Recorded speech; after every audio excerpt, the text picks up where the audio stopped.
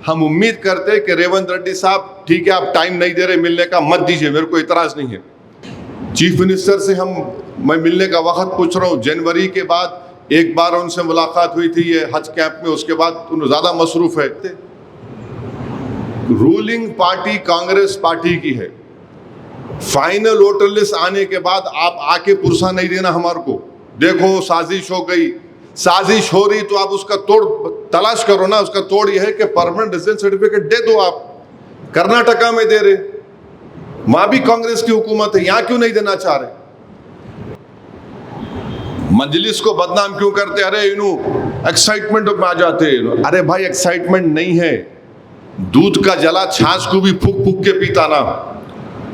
पूरे बिहार में मैं देख के आ रहा हूं, तो इसीलिए ये लोग समझ रहे नहीं बेचारे। खाली एक meeting, review meeting, review meeting. अरे रिव्यू मीटिंग क्या होता जी? तुम एक डिसीजन लो।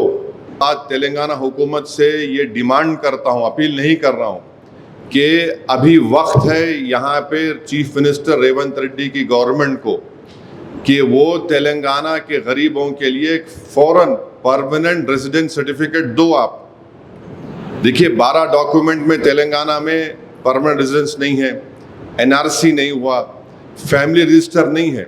मैं आपको बड़ी सीरियसनेस के साथ कह रहा हूं कि एक बहुत बड़ा मसला पूरे तेलंगाना में गरीबों का ये है कि उनके पास डॉक्यूमेंट नहीं है। और कैसा डॉक्यूमेंट लाएंगे वो लोग? और डॉक्यूमेंट नहीं होने की बुनियाद पर उनका कई लोगों का नाम नहीं आएगा फाइनल लिस्ट एसआईआर में। जब क्या करेंगे आप? देखिए कोई मर गया तो जाके पुरसा देते आप, कोई जिंदा रहा तो पुरसा कैसा देते उसको बोलो आप मेरे को। तो जिंदा लोगों का अगर नाम नहीं आएगा कागज की बुनियाद पर, ये तो बहुत बड़ी नाइंसाफी है। यकीनन चीफ मिनिस्टर का मैं शुक्रगुजार हूं कि जनवरी में मैं और टिमरिस के चेयरमैन जाकर उनको रिक्वेस्ट करें, मिले, समझाएं उनको, तो तब जाकर वो आप देखेंगे हर असेंबली कॉन्स्टिट्यूंसी में मी सेवा के सेंटर्स का इजाफा हो गया। उसके ज़रिए से लोगों को डॉक्यूमेंट मिल रहा है, मगर उसमें भी सिर्फ 10 साल का 10th क्लास का सर्टिफिकेट मिल रहा, 10 साल पुराना नहीं मिल रहा उसमें। तो इसीलिए हम तेलंगाना की रेवंत रेड्डी की गवर्नमेंट से अपील कर रहे हैं कि मैं जानता हूँ आर्टिकल 371D है तेलंगाना में, मगर वो 371D जिसको सुप्रीम कोर्ट का जजमेंट है, अगर कोई क्लास 6 से कंटिन्यूसली 4 साल पढ़ा तो लोकल रेजिडेंट हो गया उन्हें। आप लोग जानते होंगे 371D है, आप पूरे लॉयर्स है। जब वो सुप्रीम कोर्ट का जजमेंट ये बोल रहा है 4 साल, आप देते क्यों नहीं भाई परमानेंट रेजिडेंस सर्टिफिकेट? क्या चीज है जो आपको रोक रही है ये? मैं डिप्टी सीएम को भी मैं और टेमरिस के चेयरमैन जाके मिले, बोले उनको। चीफ मिनिस्टर से मैं मिलने का वक्त पूछ रहा हूँ। जनवरी के बाद एक बार उनसे मुलाकात हुई थी ये हज कैंप में, उसके बाद उन ज़्यादा मसरूफ है। मगर अगर एक रूलिंग पार्टी इस बात को नहीं समझ रही है कि तेलंगाना के गरीबों के पास डॉक्यूमेंट नहीं है, तो फिर वो रियलिटी से कट ऑफ है एकदम। बीजेपी के दो एमपीज यहाँ के यूनियन मिनिस्टर है, वो क्यों नहीं बोल सकते जाके इलेक्शन कमिश्नर ऑफ इंडिया को कि भाई पैन कार्ड, ड्राइविंग लाइसेंस और आपके जो फूड सिक्योरिटी कार्ड कबूल करो उसको? रूलिंग पार्टी इसके बारे में बात नहीं कर रही। तो हम तेलंगाना की गवर्नमेंट से ये डिमांड करते हैं कि फौरन तेलंगाना में आप परमानेंट रेजिडेंट सर्टिफिकेट दीजिए और उसको आप बुनियाद बनाइए। भाई अगर आप बुनियाद बना सकते हो, उसको क्या बुनियाद बना सकते कि कोई यहाँ पर पैदा हुआ तेलंगाना में, उसके पास 2002 में अगर उसका नाम है, कई लोगों का नाम है, अगर उनके माँ बाप का नाम है तो आप 2 परमानेंट रेजिडेंट सर्टिफिकेट उसको, उसके दादा दादी का नाम है, नाना नानी का नाम, 2 सर्टिफिकेट उसको, परमानेंट रेजिडेंट सर्टिफिकेट। जब 4 साल कंटिन्यूस एजुकेशन अगर यहाँ पर हो रहा है सुप्रीम कोर्ट के जजमेंट के मुताबिक, तो उसको एजुकेशन और एम्प्लॉयमेंट में उसको हिस्सा मिल सकता है। तो फिर आप क्यों नहीं देना चाह रहे उसको? ये ताज्जुब की बात है। और गवर्नमेंट के पास कई डेटा है, आधार कार्ड है, रेशन कार्ड है, स्कूल का रिकॉर्ड है, रेवेन्यू रिकॉर्ड्स है, आप उस डेटे को भी बुनियाद बना सकते। रूलिंग पार्टी कांग्रेस पार्टी की है। फाइनल वोटर लिस्ट आने के बाद आप आके पुरसा नहीं देना हमारे को, देखो साजिश हो गई, साजिश हो रही तो आप उसका तोड़ तलाश करो ना। उसका तोड़ यह है कि परमानेंट रेजिडेंस सर्टिफिकेट दे दो। आप कर्नाटका में दे रहे, वहां भी कांग्रेस की हुकूमत है, यहां क्यों नहीं देना चाह रहे? अफसोस ये है कि बार बार ये कांग्रेस पार्टी की गवर्नमेंट को बोलने के बावजूद भी खाली मीटिंगा कर रहे हैं।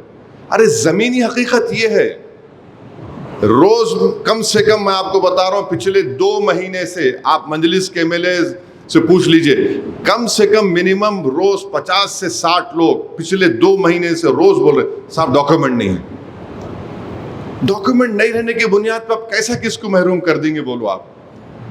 परमानेंट रेजिडेंस सर्टिफिकेट तेलंगाना की हुकूमत को देना चाहिए, हम डिमांड करते हैं उस बात को, और डिप्टी सीएम ये काम कर सकते, मैं उनको बोला भी हूं, वो समझे भी मेरी बात को। और सीएम को चाहिए कि आप दो ना, बाजू पड़ोसी रियासत में दे रहे। यहां मैं फिर से तेलंगाना गवर्नमेंट से बोल रहा हूं कि आप इशू करो परमानेंट रेजिडेंस सर्टिफिकेट, पैरामीटर्स बनाओ। आप याद रखिए, अगर बाद में फाइनल लिस्ट आने के बाद आप आके हमको अरे गलत हो गया, साजिश हो गई, ये सब बातें मत करो। अभी ये टाइम रिएक्ट करने का है, कंस्ट्रक्टिव काम करने का है।